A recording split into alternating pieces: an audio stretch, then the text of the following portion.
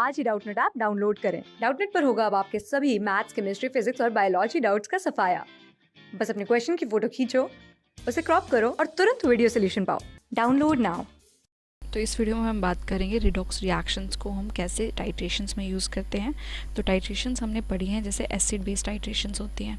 तो acid based titrations में हम क्या करते हैं, तो एसिड को बेस से टाइट्रेट करते हैं या फिर बेस को एसिड से टाइट्रेट करते हैं, और इसमें हम एक यूज़ करते हैं इंडिकेटर जो हमें बताए कि रिएक्शन कंप्लीट हो गई है। और जनरली जो हम इसमें इंडिकेटर यूज़ करते हैं वो होता है अपना फिनोफ्थलीन या फिर मिथाइल ऑरेंज। ठीक है, तो ये रिएक्शंस आपने लैब में भी की होंगी, एसिड बेस टाइट्रेशंस। ठीक है, तो इसमें हम ये दोनों इंडिकेटर्स यूज़ करते हैं ताकि हम एंड पॉइंट का पता लगा सकें। तो जो एसिड बेस टाइट्रेशन है वो हम क्यों करते हैं, ताकि हम एसिड या बेस इन दोनों में से किसी का अमाउंट पता कर सकें कि कितना सोल्यूशन में इसकी क्या स्ट्रेंथ है, क्या अमाउंट है इसका। ठीक है, तो अब एक चीज़ की अगर हमें निकालनी है, मान लेते हैं हमें एसिड की निकालनी है स्ट्रेंथ या फिर इसकी नॉर्मेलिटी, जो भी इसकी कॉन्सेंट्रेशन है वो निकालनी है, तो हम क्या करते हैं, एक उसके लिए स्टैंडर्ड सॉल्यूशन लेते हैं। ठीक है, स्टैंडर्ड सॉल्यूशन लेते हैं जिसकी हमें मोलैरिटी पक्का पता है कि हाँ इसकी यही होगी। और वो हम कैसे बनाते हैं सॉल्यूशन, कि किसी कंपाउंड का एग्जैक्ट वेट मेजर करके।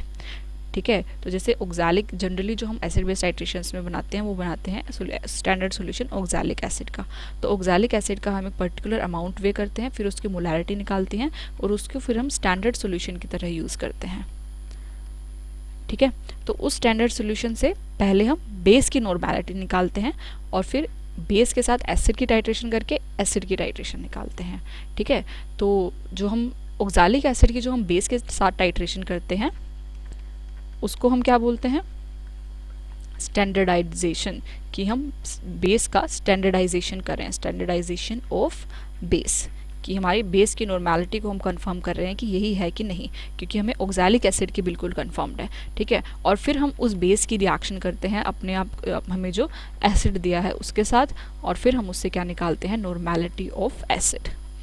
ठीक है, तो ऐसे करके हम अपनी एसिड बेस्ड टाइट्रेशंस करते हैं। ठीक है, अब हम रिडॉक्स टाइट्रेशन भी करते हैं। मान लो हमारे पास एक रिड्यूसिंग एजेंट है और एक ऑक्सीडाइजिंग एजेंट है, इन दोनों की हम रिएक्शन कर रहे हैं। ठीक है, अब हमें टाइट्रेशन क्यों करते हैं, इनकी भी हम टाइट्रेशन इसलिए करते हैं ताकि हम ऑक्सीडाइजिंग एजेंट का अमाउंट पता करना हो या फिर रिड्यूसिंग एजेंट का अमाउंट पता करना हो। तो अगर हमें ऑक्सीडाइजिंग एजेंट का अमाउंट पता करना है तो हम रिड्यूसिंग एजेंट के क्या करते हैं, किसी स्टैंडर्ड सॉल्यूशन के साथ हम अपने ऑक्सीडाइजिंग एजेंट की टाइट्रेशन करते हैं। या फिर अगर हमें क्या करना है, रिड्यूसिंग एजेंट का अमाउंट पता करना है, तो हम क्या करेंगे, स्टैंडर्ड सॉल्यूशन लेंगे हम किसका, ऑक्सीडाइजिंग एजेंट का, और इसकी टाइट्रेशन करेंगे किससे, अपने रिड्यूसिंग एजेंट से। ठीक है, तो अब ये जो रिडॉक्स टाइट्रेशंस होती हैं इनमें हम जो इंडिकेटर्स यूज़ करते हैं अब वो डिफरेंट होंगे जो हमारे हम एसिड बेस में यूज़ कर रहे थे। ठीक है, क्योंकि एसिड बेस इंडिकेटर्स जो होते हैं वो आपके पीएच के बेसिस पे काम करते हैं, लेकिन आपके रिडॉक्स रिएक्शंस में क्योंकि हम एसिड और बेस यूज़ नहीं करें तो उसमें हम पीएच के बेसिस वाले जो इंडिकेटर्स हैं वो यूज़ नहीं कर सकते, तो हम इसमें कुछ डिफरेंट इंडिकेटर्स यूज़ करते हैं। तो इसमें भी हम 3 टाइप के इंडिकेटर्स पढ़ते हैं। ठीक, जिसमें से फर्स्ट है हमारे पास सेल्फ इंडिकेटर। तो जो कुछ रिएक्शंस में क्या होता है कि जो जिसके साथ हम रिएक्शन कर रहे हैं अगर वो कलर्ड है तो कई बार वही हमारा एज अ इंडिकेटर की तरह काम कर देता है। जैसे मैं बात करूँ अगर KMnO4 की, तो KMnO4 जो है वो क्या होता है, वायलेट कलर का होता है। तो क्या ये हम एज अ इंडिकेटर भी यूज़ कर सकते हैं। तो KMnO4 जो है वो एज अ सेल्फ इंडिकेटर की तरह काम करता है। जैसे अगर हम रिएक्शन कर रहे हैं KMnO4 की किसके साथ, ये मान लेते हैं Fe2 पॉजिटिव के साथ कर रहे हैं या फिर ऑक्जेलेट आयन के साथ कर रहे हैं। ठीक है, तो जब ये रिएक्शन होगी तो आपका KMnO4 क्या होगा, रिड्यूस होगा, और आपका C2O4 क्या होगा, ऑक्सीडाइज होगा। ठीक है, तो अगर हमने टाइट्रेशन फ्लास्क जो है आपका उसमें क्या लिया, अपने ऑक्सैलिक एसिड लिया, ये आपका टाइट्रेशन फ्लास्क है, इसमें हमने ऑक्सैलिक एसिड लिया। हमें ऑक्सैलिक एसिड का जो ऑक्जेलेट आयन है इसका अमाउंट पता करना है कि कितना है, तो हमने अपना जो ब्यूरेट है उसमें हमने KMnO4 फिल किया और फिर हमने क्या किया, इसको टाइट्रेशन करना शुरू किया। ठीक है, तो स्टार्टिंग में तो क्या होगा, आपका KMnO4 ऑक्सैलेट आयन के साथ रिएक्ट करेगा, रिएक्ट करके आपका ये ऑक्सीडाइज हो जाएगा और ये रिड्यूस होता रहेगा। अब जब आपका ऑक्सैलेट आयन का अमाउंट ख़त्म हो जाएगा, तब जो KMnO4 है उसके पास कुछ नहीं होगा रिएक्ट करने के लिए। तब यहाँ से जो अब वो वॉयलेट कलर निकलेगा, यहाँ से जो वॉयलेट कलर निकलेगा उसकी वजह से क्या होगा, ये रेड कलर से बना दिया है, वॉयलेट कलर का है, उसकी वजह से क्या होगा, एक ड्रॉप भी जो वॉयलेट कलर की एक्स्ट्रा जाएगी, उससे आपका जो पूरा सोल्यूशन है वो पिंक कलर का हो जाएगा। ठीक है, तो जैसे ही आपका सोल्यूशन पिंक कलर का होगा तो हमें पता चल जाएगा कि ये KMnO4 की ड्रॉप एक्स्ट्रा है, इसको कुछ नहीं मिला, ऑक्सैलेट आयन इसको नहीं मिला जिसके साथ ये रिएक्ट कर सके, इसका मतलब ये रिएक्शन कंप्लीट हो चुकी है। ठीक है, तो इसका एंड पॉइंट आ चुका है। तो इस केस में आपका जो KMnO4 है ये आपका किसकी तरह एक्ट करता है, सेल्फ इंडिकेटर, अपने आप ही इंडिकेटर की तरह एक्ट करता है, बाहर से हमें डालने की ज़रूरत नहीं पड़ती। ठीक है, उसके बाद सेकंड होते हैं हमारे इंटरनल इंडिकेटर। इंटरनल इंडिकेटर्स अब क्या होते हैं,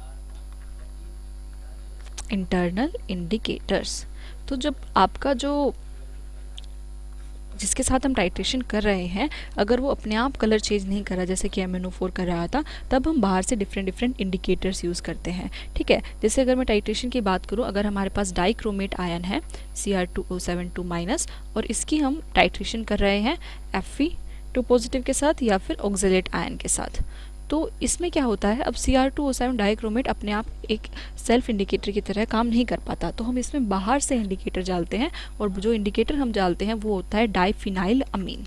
ठीक है, तो स्टार्टिंग में क्या होता है, जब हम ये रिएक्शन स्टार्ट करते हैं, मतलब हमारे पास ये जो टाइट्रेशन फ्लास्क है यहाँ पे आपके पास होता है अपना ऑक्सैलेट आयन, जैसे मान लो C2O4 2-। ठीक है, आपके पास ब्यूरेट में है क्रोमेट, डाइक्रोमेट, तो जैसे जैसे आप डाइक्रोमेट डालना शुरू करते हो तो उससे पहले आप क्या होता है कि इस सॉल्यूशन में आप H2SO4 भी डालते हो। ठीक है, तो H2SO4 जब डालते हैं तो क्या होता है कि आपका एक कंपाउंड फॉर्मेशन होती है, वो होता है क्रोमियम सल्फेट, क्या, Cr2SO4 का होल 3। इस क्रोमियम सल्फेट का जो एक कंपाउंड है इसका जो कलर होता है ये ग्रीन कलर होता है। ठीक है, तो इनिशियली जो आपका ये सॉल्यूशन है ये ग्रीन कलर का होता है। ठीक है, और जब आपका पूरा का पूरा ये वाली रिएक्शन जो है डाइक्रोमेट पूरा C2O4 ये पूरा ऑक्सीडेशन रिडक्शन कैरी आउट हो जाता है, उसके बाद जब यहाँ से एक्स्ट्रा ड्रॉप गिरती है Cr2O7 की, तो आपका जो डाइफिनाइल है वो काम में आता है और डाइफिनाइल अमीन की वजह से जो ये ग्रीन कलर है ये ब्लू कलर में चेंज हो जाता है। ब्लू कलर भी नहीं होता, थोड़ा थोड़ा ब्लू और वायलेट का कॉम्बिनेशन होता है, तो ब्लू वायलेट कलर हमें ऑब्जर्व होता है। ठीक है, तो इसमें क्या हो रहा है, आपका एंड पॉइंट क्या है कि आपका जो ट्रांजिशन है कलर का वो ग्रीन से ब्लू वॉयलेट होता है, तो इसका जब ऐसा ट्रांजिशन आता है तो हम मान लेते हैं कि हमारा एंड पॉइंट आ गया। ठीक है, और इसमें जो आपका डाइफिनाइल अमीन का सोल्यूशन यूज़ होता है वो 1% सोल्यूशन होता है, तो इतना कम कॉन्सेंट्रेशन का सोल्यूशन जो है वही इनफ है हमारे इस रिएक्शन में एज अ इंडिकेटर के लिए काम करने के लिए। ठीक है, तो ये हो गए आपके इंटरनल इंडिकेटर्स। अब इसमें तो इनको इंटरनल इंडिकेटर्स क्यों बोल रहे हैं हम, क्योंकि इस इंडिकेटर को हम अपने टाइट्रेशन फ्लास्क में ही ऐड कर देते हैं। ठीक है, लेकिन अब हमारे कुछ ऐसे इंडिकेटर्स भी होते हैं जिनको हम टाइट्रेशन फ्लास्क में अगर ऐड कर दें तो जो कलर चेंज होता है वो हमें विजिबल नहीं हो पाता, हम मिस कर जाते हैं वो एंड पॉइंट। तो इसके लिए हम क्या करते हैं, एक्सटर्नल इंडिकेटर्स का यूज़ करते हैं। तो थर्ड जो टाइप है आपका वो है एक्सटर्नल इंडिकेटर्स। हम एग्जांपल लेते हैं अपनी सेम रिएक्शन का, तो अगर हमारे पास है कि डाइक्रोमेट आयन है हमारे पास और हम पोटेशियम डाइक्रोमेट है हमारे पास और इसकी हम रिएक्शन कर रहे हैं Fe2 पॉजिटिव के साथ या फिर ऑक्सैलेट आयन के साथ। ठीक है, तो जब इनकी रिएक्शन होती है तो आपका डाइक्रोमेट तो किस में कन्वर्ट हो जाता है, Cr3 पॉजिटिव में, इसका क्या हो जाता है, रिडक्शन। ठीक है, और ये आपका Fe2 पॉजिटिव 3 पॉजिटिव में कन्वर्ट होता है ऑक्सीडेशन करके, और ये आपका ऑक्सीडेशन करके CO2 में कन्वर्ट होता है। ठीक है, और कन्वर्ट इसमें जो आपकी ऑक्सीडेशन स्टेट होती है कार्बन की वो क्या होती है +3, इसमें +4, तो ये क्या हो रहा है, ऑक्सीडेशन हो रहा है। ठीक है, तो इसमें क्या होता है, इसमें हम जो इंडिकेटर यूज़ करते हैं वो हम यूज़ करते हैं पोटेशियम फेरी साइनाइड। ठीक है, तो ये इंडिकेटर हम इसमें क्या करते हैं, यूज़ करते हैं एज एन एक्सटर्नल इंडिकेटर। तो हम इसमें एक्सटर्नल इंडिकेटर क्यों यूज़ करते हैं, क्योंकि अगर हम ये वाला इंडिकेटर देखो हमारे पास क्या है, एक टाइट्रेशन फ्लास्क है, उसमें हमारे पास Fe2 पॉजिटिव है, मान लेते हैं हम, इसमें हमारे पास हमने डाला Fe2 पॉजिटिव और इसकी टाइट्रेशन हम कर रहे हैं किससे, अपने K2Cr2O7 से, K2Cr2O7। तो K2Cr2O7 जब की ड्रॉप्स जब हम डालना शुरू करेंगे तो ऑलरेडी जो ये सोल्यूशन है ये आपका ग्रीन कलर का हो जाएगा। क्यों? क्योंकि हमने इसमें H2SO4 डाला है, जिसकी वजह से वहाँ पे आपके पास क्रोमियम सल्फेट भी है। तो क्रोमियम सल्फेट की वजह से ये सोल्यूशन आपका ऑलरेडी ग्रीन कलर का है। ठीक है, तो जो आप इंडिकेटर भी, अगर ये जो इंडिकेटर है अगर आप इसको भी फ्लास्क में ही डाल देंगे तो क्या होगा, ये Fe2 पॉजिटिव आयंस के साथ रिएक्ट कर लेगा। देखो क्या रिएक्शन होगी, Fe2 पॉजिटिव जो है ये पोटेशियम फेरिसाइनाइड के साथ रिएक्ट करके क्या बनाता है, एक फेरो फेरिसाइनाइड कॉम्प्लेक्स बनाता है। तो Fe3 पॉजिटिव एंड इसमें अंदर होती है Fe की ऑक्सीडेशन स्टेट 3 पॉजिटिव और CN6 होल 2। ठीक है, तो ये क्या है आपके पास, फेरो फेरिसाइनाइड कॉम्प्लेक्स। तो इस कॉम्प्लेक्स का अब जो कलर होता है वो ब्लू कलर होता है।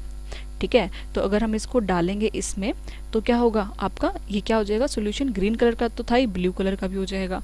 अब हमें क्या करना है, जैसे जैसे ये रिएक्शन प्रोसीड करेगी तो K2Cr2O7 Fe को ऑक्सीडाइज करेगा और ये ऑक्सीडाइज होकर Fe3 पॉजिटिव में कन्वर्ट होता रहेगा, है ना। तो इसका मतलब Fe2 पॉजिटिव का अमाउंट कम होता रहेगा। तो मतलब Fe2 पॉजिटिव जो इंडिकेटर्स के साथ रिएक्शन कर रहा है ये कम होती रहेगी। तो इसका मतलब आपका जो ये ब्लू कलर है ये क्या होता रहेगा, फेंट होता रहेगा। ठीक है, और एंड पॉइंट पे जो ब्लू कलर है ये बिल्कुल आपका डीकलराइज हो जाएगा। और क्योंकि आपका ये कॉम्प्लेक्स बचेगा ही नहीं, क्योंकि सारा Fe2 पॉजिटिव आपका K2Cr2O7 के साथ रिएक्ट कर चुका है। ठीक है, तो ये जो एंड पॉइंट होता है इसमें, देखो पहले तो ग्रीन कलर है ही और फिर इसमें हम इसमें ही इंडिकेटर डाल दे तो ब्लू कलर भी आ जाए, तो वो थोड़ा सा कलर हम नहीं देख पाते कि ब्लू प्लस ग्रीन कलर है और फिर हम उसको डीकलराइज कर रहे हैं कि ब्लू डीकलराइज होगा सिर्फ। तो वो जो ब्लू का डीकलराइजेशन है वो हम इस रिएक्शन में ऑब्जर्व नहीं कर पाते। ठीक है, तो इसके लिए हम क्या करते हैं, हम बाहर ही एक वाइट टाइल लेते हैं और उस वाइट कलर की टाइल पे हम अपने इंडिकेटर की एक ड्रॉप रख देते हैं। तो यहाँ पे आपका इस इंडिकेटर क्या है, पोटेशियम फेरिसाइनाइड। तो मैंने ये क्या किया, पोटेशियम फेरिसाइनाइड की ड्रॉप रख दी यहाँ पे। ठीक है, उसके बाद क्या किया मैंने, ये आपका टाइट्रेशन स्टार्ट की। तो टाइट्रेशन जब स्टार्ट करी तो बीच बीच में हम क्या करेंगे, आपका जो ये टाइट्रेंट है, आपका जो ये सॉल्यूशन है आपका कोनिकल फ्लास्क में, इसमें से थोड़ा सा अमाउंट लेंगे और इस ड्रॉप के ऊपर डालेंगे। ठीक है, तो अगर इस ड्रॉप का कलर ब्लू चेंज हुआ तो इसका मतलब अभी भी आपका इसमें Fe2 पॉजिटिव है जो आपके इंडिकेटर्स के साथ रिएक्ट करके ब्लू कलर दे रहा है ना। अब जैसे जैसे आपकी टाइट्रेशन होती रहेगी आपका एंड पॉइंट आता जाएगा, मतलब पूरा का पूरा Fe2 पॉजिटिव Fe3 पॉजिटिव में कन्वर्ट होता रहेगा। तो उस पॉइंट पे जब आपका पूरा का पूरा Fe2 पॉजिटिव Fe3 पॉजिटिव में कन्वर्ट हो चुका होगा तो आपके पास Fe2 पॉजिटिव नहीं है, तो Fe2 पॉजिटिव इंडिकेटर के साथ रिएक्ट करके ब्लू कलर नहीं दे सकता। ठीक है, तो अगर हम बीच बीच में जब जब चेक करते रहेंगे तो जो सबसे पहले हमें ब्लू कलर आएगा और फिर वो ब्लू कलर क्या है, रिड्यूस होता जाएगा। ठीक है, और एंड पॉइंट पे क्या होगा, आपका जो वो ब्लू कलर है वो बिल्कुल क्या हो जाएगा, ख़त्म हो जाएगा, बिल्कुल फेंट हो जाएगा। ठीक है, तो वो क्या होगा, हमारा एंड पॉइंट होगा, क्योंकि अब उसमें Fe2 पॉजिटिव नहीं बचा है, वो सारा Fe3 पॉजिटिव में कन्वर्ट हो चुका है। ठीक है, और Fe3 पॉजिटिव में जब अगर वो कन्वर्ट हो गया है तो Fe3 पॉजिटिव भी है जो है वो आपके इंडिकेटर के साथ रिएक्ट करता है। जैसे K3FeCN6 है आपका, ये आपके Fe3 पॉजिटिव के साथ रिएक्ट करके हमारे पास Fe+3 ऑक्सीडेशन स्टेट में और CN6 बनाता है। तो ये आपके पास क्या है, फेरिसाइनाइड कॉम्प्लेक्स। ठीक है, इसमें ये क्या था, 2+ में था तो ये क्या था, फेरो फिर फेरिसाइनाइड कॉम्प्लेक्स, ये क्या बनाता है, फेरिसाइनाइड कॉम्प्लेक्स। और जो फेरिसाइनाइड कॉम्प्लेक्स है ये आपका थोड़ा सा लाइट ब्राउन कलर का होता है। ठीक है, तो जब रिएक्शन कंप्लीट हो जाती है तब क्या होता है, जो आपका जो एंड पॉइंट है, मतलब ये जो ड्रॉप है इंडिकेटर की, ये थोड़ी सी लाइट ब्राउन कलर की हमें दिखती है। ठीक है, तो लाइट ब्राउन कलर की हमें ये ड्रॉप दिखती है और जो ब्लू कलर होता है वो पूरा का पूरा क्या हो जाता है, फेंट हो चुका होता है। ठीक है, तो ऐसे हम यूज़ करते हैं अपने एक्सटर्नल इंडिकेटर्स रिडॉक्स रिएक्शंस में। अब इसमें लास्ट है हमारा स्टार्च इंडिकेटर। स्टार्च इंडिकेटर हम कब यूज़ करते हैं, इसकी स्टार्च इंडिकेटर की एक लिमिटेशन है कि हम इसको सिर्फ तभी यूज़ कर सकते हैं जब हमारे पास कोई ऐसा आयन हो जो I2 को रिड्यूस कर सके या फिर I नेगेटिव को ऑक्सीडाइज कर सके।